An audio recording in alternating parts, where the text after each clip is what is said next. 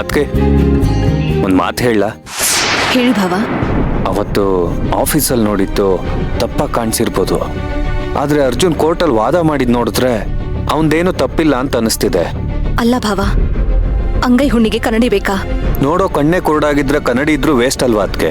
ಅಂದ್ರೆ ಮೈಸೂರು ಲಾಡ್ಜಲ್ಲಿ ನಡೆದಿದ್ದು, ಮೊನ್ನೆ ಆಫೀಸಲ್ಲಿ ನಡೆದಿದ್ದು ಎಲ್ಲ ಸುಳ್ಳು ಅಂತ ಹೇಳ್ತೀರಾ? ಇದೆಲ್ಲ ನನ್ ಭ್ರಮೆ ಅಂತ ಹೇಳ್ತೀರಾ? ಅದಕ್ಕೆ ಮೈಸೂರು ವಿಷಯ ನನಗೂ ಗೊತ್ತಿಲ್ಲ, ನಿಮ್ಗೂ ಗೊತ್ತಿಲ್ಲ, ನಾವ್ ಅಲ್ಲಿಗೆ ಹೋಗೇ ಇಲ್ಲ.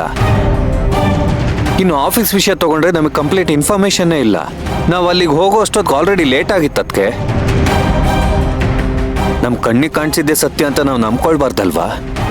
ಪ್ರತ್ಯಕ್ಷವಾಗಿ ನೋಡಿದೀವಿ, ಆದ್ರೆ ನಾವು ಪ್ರಮಾಣಿಸೋದಕ್ಕೆ ಹೋಗಿಲ್ಲ.